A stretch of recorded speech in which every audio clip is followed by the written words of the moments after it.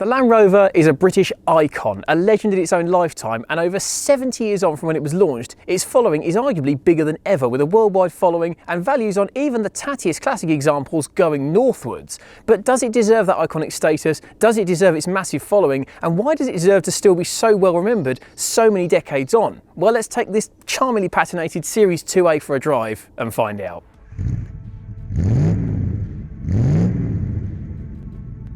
After World War II, Rover was only too keen to get back to building cars again. While it was busy developing what would become the P4, it put its pre-war models back into production in limited quantities due to the limited manpower and facilities available to do so.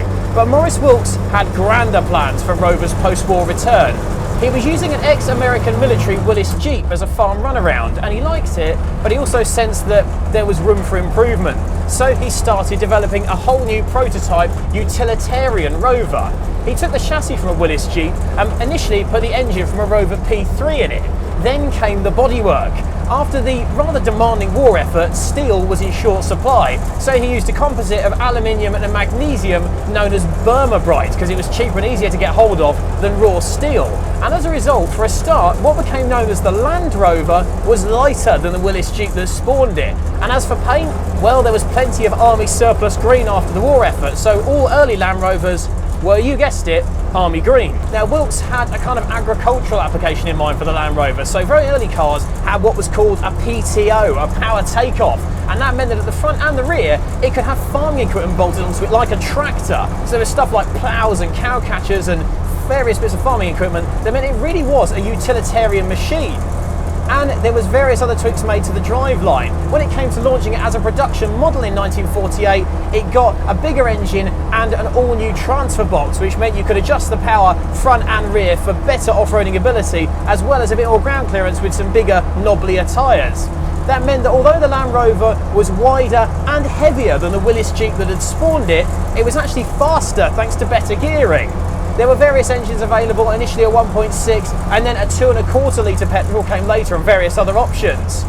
Not to mention, quite apart from the fact it was faster than the Willys, the Land Rover was just as capable off-road. It had four-wheel drive, obviously. It had a short wheelbase, and even though it was heavier than the Jeep, it was still light in the grand scheme of things, and that made it a formidable off-road weapon. Mind you, when it becomes too much of a strain, he just puts his car in bottom gear and gets out for a quiet smoke. Wheels in all four corners, a good spread of weight distribution, and excellent approach and departure angles, as well as surprisingly responsive and sharp steering for what was a 1940s farm equipment, effectively.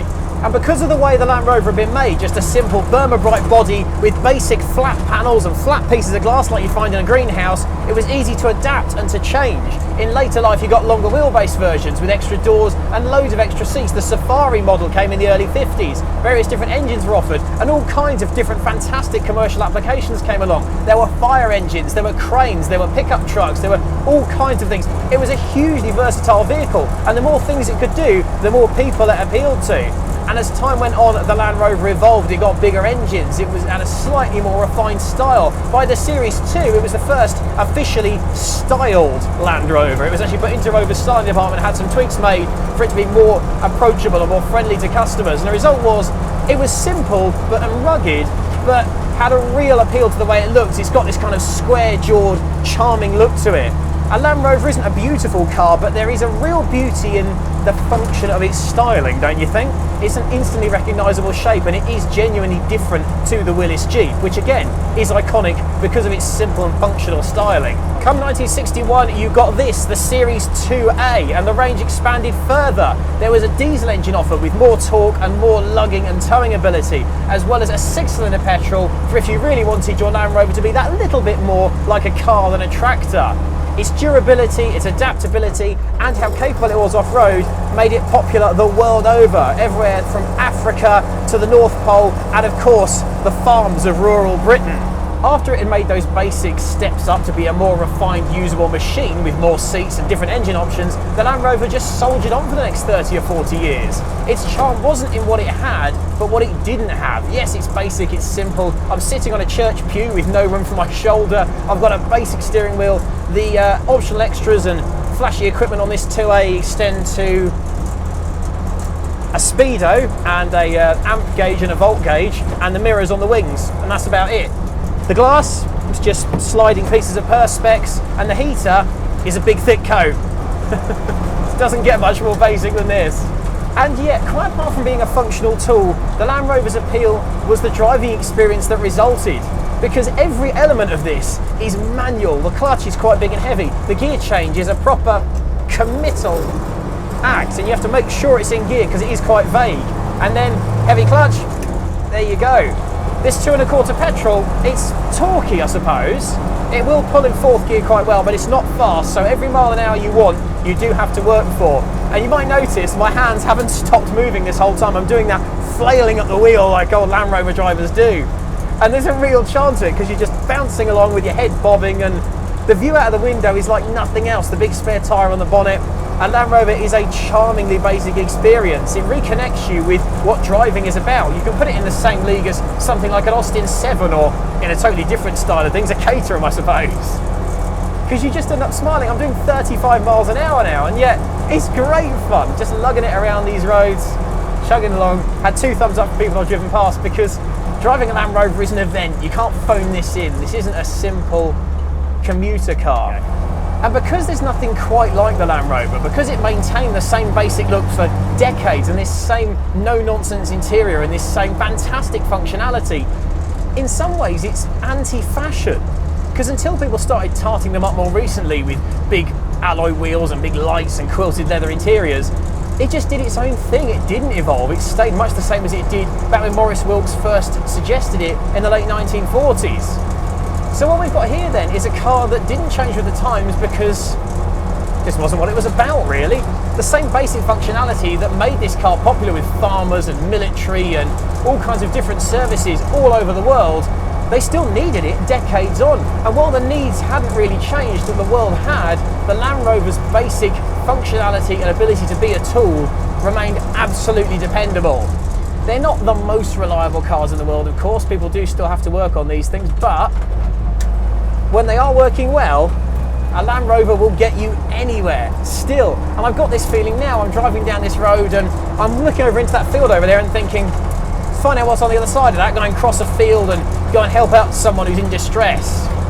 Gives you quite a heroic, almost nomadic feel driving a Land Rover. You feel like you're getting business done. And while you can drive one for fun, you shouldn't really. You should be doing something. This is a tool.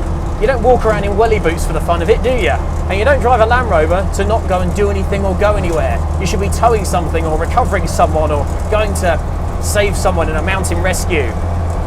You end up painting yourself quite a romantic vision, really, and I guess that's what's given birth to the whole Land Rover scene of putting fancy winches and big blingy lights on them, because ultimately you've got this lifestyle in mind for it. And really, that charm endures to this day, with or without the fripperies. This Series 2A was pre-Defender when they started tarting it up with things like graphics and stickers and alloy wheels and leather and, heaven forbid, a radio.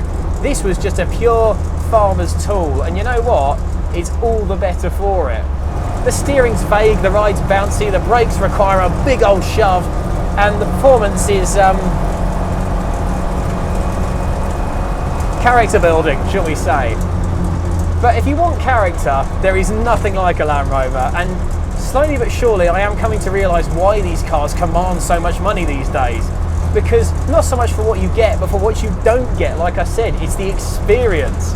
And no driving experience is quite like this, and none will make you smile in quite such the same way. So there you have it, the Land Rover. Built as a farmer's tool, endures almost 80 years on as a classic icon and one of the true British greats. Deservedly so. Thanks very much for watching, everybody. Don't forget to click like, subscribe to Classics World for all our future videos, and we'll see you again soon. For now though, I'm going to go and plough a field.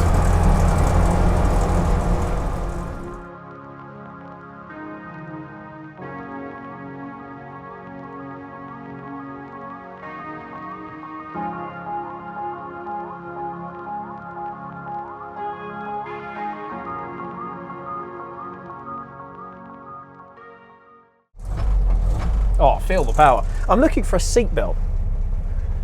Don't need seatbelts, I'm a man. Right, you ready?